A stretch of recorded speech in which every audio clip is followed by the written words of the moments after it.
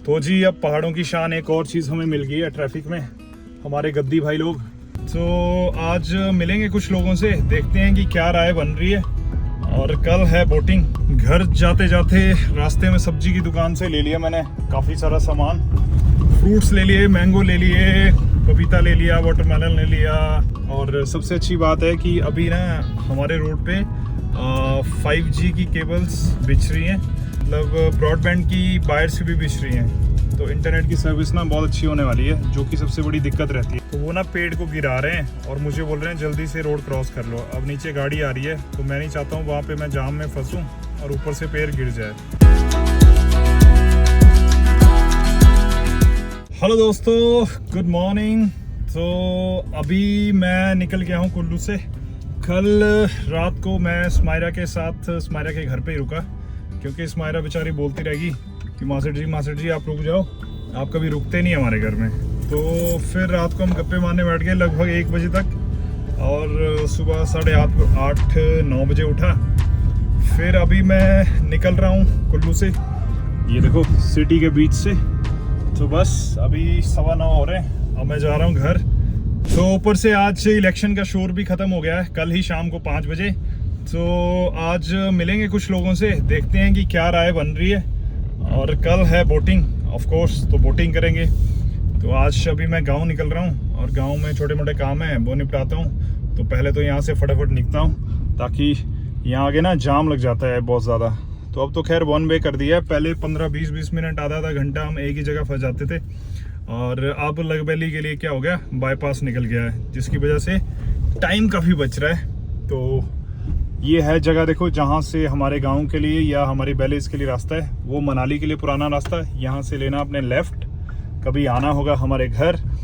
और वो सामने बॉयज़ स्कूल्स है, और बॉयज़ स्कूल से होते हुए सीधे घर तक का प्रवेश। घर जाते जाते रास्ते में सब्जी की दुकान से ले लिया मैंने काफ़ी सारा सामान, फ्रूट्स ले लिए, मैंगो ले लिए, पपीता ले लिया, वाटरमेलन ले लिया, सब्जियां ले ली और सैलेड ले लिया, क्योंकि फ्रूट्स तो खाने चाहिए ना खुल के। आजकल तो खैर लोकल में भी फ्रूट्स निकलने शुरू हो ही जाएंगे, बट स्टिल अभी निकले नहीं हैं। और मैंने मेन रोड में ही गाड़ी लगा दी थी, थोड़ा सा जाम भी लग गया था, तो इसलिए मैं भाग रहा हूँ फटाफट। और अभी यहाँ पे देखो रोड की हालत ना वैसे ही है जैसे पिछली बारी थी, कहीं कहीं पे डंगे लग रहे हैं। और सबसे अच्छी बात है कि अभी ना हमारे रोड पे 5G की केबल्स बिछ रही हैं, और होप सो कि बहुत जल्दी 5G अभी चल रहा है वैसे, मतलब ब्रॉडबैंड की वायर्स भी बिछ रही हैं। तो इंटरनेट की सर्विस ना बहुत अच्छी होने वाली है, जो कि सबसे बड़ी दिक्कत रहती है। ये देखो छोटे छोटे पिलर जो आपको दिख रहे हैं, इसके नीचे से ना वायर्स गई हुई हैं। तो लेट्स सी कि कब तक ये चालू होता है। और ये जो पेड़ था ना, ये कल देखो इसने सारा रोड बंद कर रखा था और यहाँ पे जाम लग गया था।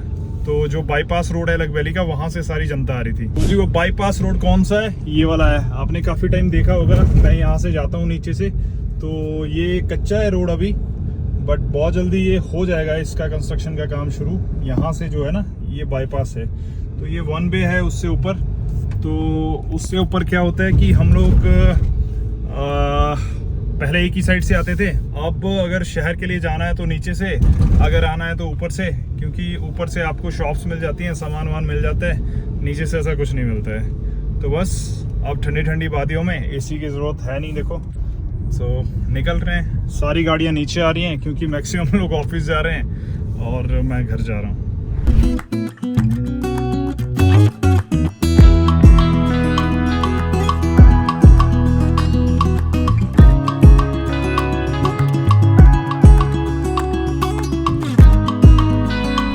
अब पहाड़ों में भी ना कनेक्टिविटी रोड की बहुत अच्छी हो गई है। और मुझे अभी भी याद है जब हम स्कूल में पढ़ते थे, तो ये जो सामने वाली सड़क आपको दिख रही है, ये कोई भी सड़क यहाँ पे नहीं होती थी। और यहाँ के हमारे क्लासमेट्स बेचारे पैदल स्कूल आते थे।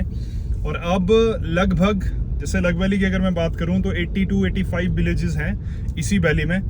तो लगभग मैं बोलूँ तो शायद 70 विलेजेस ऐसे होंगे जो रोड से टच होंगे या रोड से 200-500 मीटर की दूरी पे होंगे। बट बहुत ही कम गांव, जो अभी 8-10 गांव होंगे जहां पे अभी रोड टच नहीं है। बट होप सो वो भी जल्दी हो जाए, क्योंकि इमरजेंसी के लिए सबसे इम्पोर्टेंट ना आज की डेट में रोड है, ताकि आप लोगों के पास एम्बुलेंस और गाड़ियां टाइम पे पहुंच पाए। जैसे कि वो देखो ऊपर एक गांव कहाँ पे है, बिल्कुल टॉप में। तो अब ऑब्वियसली इस गांव तक तो शायद अभी रोड नहीं गया होगा क्योंकि इसका रूट ही नहीं बन रहा है, बट ये रोड से ज़्यादा दूर भी नहीं है, रोड से ऑलमोस्ट वही 500 मीटर है। बट ये जो पुराने सर्वे है ना, मुझे तो उन लोगों से मिलना था, या मिल ना हुआ ना अगर कभी, तो उनको बताएंगे कि तुम्हारे जो सर्वे है ना वो एक नंबर के बकवास हैं। क्योंकि जो पुराना रोड है ना, सबसे पुराना रोड हमारे गांव वाली साइड का है, और हमारे गांव साइड ना एक भी गांव टच नहीं करा है रोड से, और जो नए सर्वे हुए हैं उनमें 90% गांव टच हो रहे हैं। तो उसमें दिक्कत क्या है?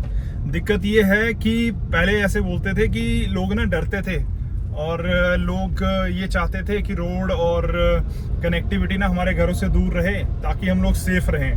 अब ये लॉजिक देते हैं, अब ये इसमें कितनी सच्चाई है ये तो जो बुजुर्ग लोग हैं वही बता सकते हैं, क्योंकि हमें तो एग्जैक्टली आइडिया नहीं है इस चीज़ का। बट आज के जो सर्वे हो रहे हैं ना, वो 90% ऐसे हो रहे हैं जिनमें कि रोड मतलब गांव से कनेक्ट हो रहा है। बट आज की दिक्कत क्या है? दिक्कत ये है कि लोग ना ज़मीन देने को तैयार ही नहीं है, रेडी नहीं है। चाहे वो बहुत कम सा टुकड़ा भी ज़मीन का जा रहा होगा तो वो देने को राज़ी नहीं है। तो ये दिक्कत है, और इसीलिए देखो कुछ गांव, अभी जो गांव इतनी दूर दूर थे ना, सामने वाला विलेज देखो, और अब जो नया सर्वे हुआ है, जो मैंने पहले आपको रोड दिखाया, वही रोड इस गांव के बीचों बीच से जाता है।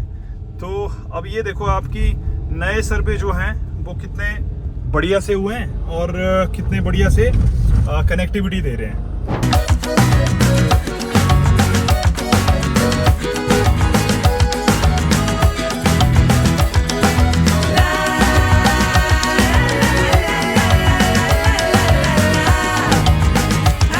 लास्ट ईयर जो बारिश आई थी ना, उसमें ये रोड सारा टूट गया था, और ये जो डंगा दिख रहा है ना आपको, ये सारे का सारा नया लगा है। और इसके साथ जो ये घर है ना, इन घरों को भी दिक्कत आ गई थी। मतलब यहाँ से रोड ना बिल्कुल बस यूँ निकलती थी गाड़ियाँ कि आप सोचो कि गाड़ी निकलने लायक की जगह बची थी, और वो भी बनाई गई थी थोड़ी कटिंग करके। अदरवाइज़ यहाँ पे अगर इमरजेंसी में उस टाइम पे डंगा नहीं लगता ना, सपोर्ट नहीं लगती, तो इन घरों को भी रिस्क थी। अब इस बार ऐसा बोल रहे हैं कि बारिश पिछले साल से ज़्यादा है। तो अगर पिछले साल से ज़्यादा बारिश है ना, तो यूँ समझिए आपकी सारे लोग डरे हुए हैं। बट अभी तक होप्सो क्या, अभी तक ऐसी बारिश हो ही नहीं रही है। और वो आगे बस देखो हमारे गांव से ही, तो इसमें भरे पड़े होंगे सारे गांव वासी। तो मैं आपको बता रहा था बारिश का ना, अगर अभी तक तो देखो बारिश के वैसे लक्षण लग नहीं रहे हैं, क्योंकि अभी 1-2 हफ्ते से ना तेज़ बारिश नहीं हो रही है। तो इसलिए उम्मीद कर रहे हैं कि ऐसा ना हो, और साउथ में बारिश होनी शुरू हो गई है, तो मानसून पहुंचने में टाइम तो लगता ही है।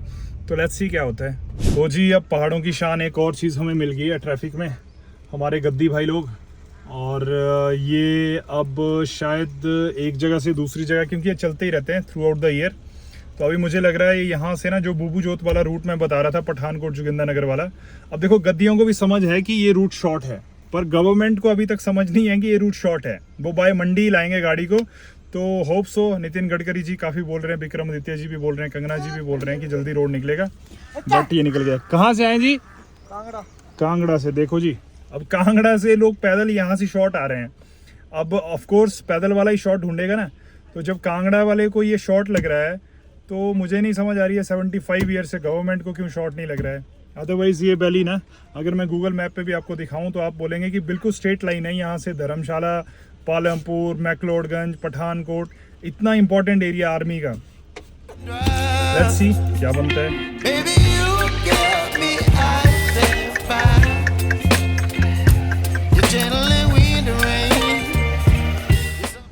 तो वो ना पेड़ को गिरा रहे हैं और मुझे बोल रहे हैं जल्दी से रोड क्रॉस कर लो। अब नीचे गाड़ी आ रही है, तो मैं नहीं चाहता हूँ वहाँ पे मैं जाम में फंसूँ और ऊपर से पेड़ गिर जाए।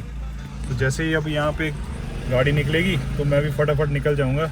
और ये पेड़ भी पिछले साल बरसात का ही निशान है।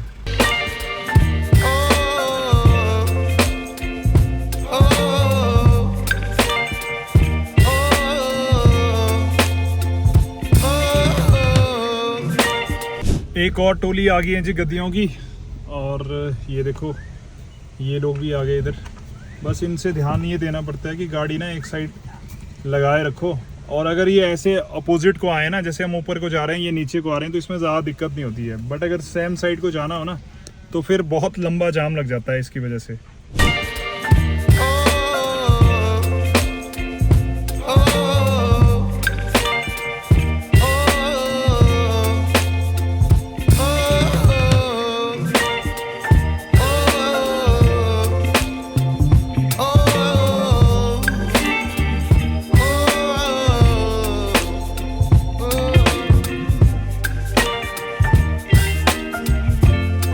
और आप लोग जितने भी कुल्लू मनाली घूमने आ रहे हैं ना, कल फ्रेश स्नोफॉल हुआ है रोहतांग टॉप में। अब आप अगर न्यूज़ पे भी देखेंगे तो काफ़ी सारी गाड़ियां कल वहां पे फंस गई थी।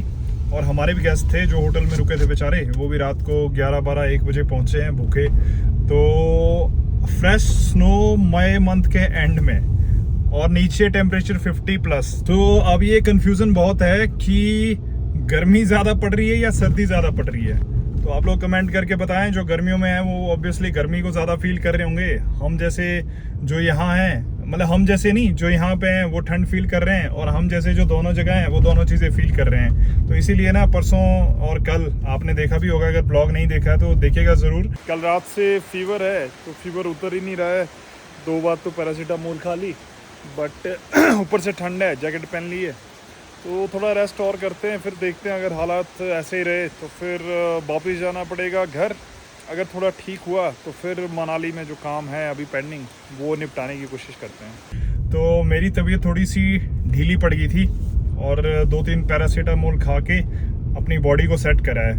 तो टेम्परेचर इस टाइम ना बहुत अनसर्टेन हो रखा है ना, तो मतलब एक्सट्रीम गर्मी भी पड़ रही है और एक्सट्रीम सर्दी भी पड़ रही है। तो इसलिए अगर आप लोग मनाली आने का कोई प्रोग्राम बना रहे ना, तो रोहतांग जाने से इस टाइम पे बचें, ताकि आपको और आपकी फैमिलीज को कोई इशू ना हो, क्योंकि बच्चे ज़्यादा बीमार हो रहे हैं। हमारे पास जो ग्रुप आया था गुजरात से, उसमें 8-9 बच्चे थे, जिसमें से 4-5 बच्चे बीमार हो गए थे। एक तो वहाँ पे ऑक्सीजन का इशू रहता है, और दूसरा टेम्परेचर का इशू था।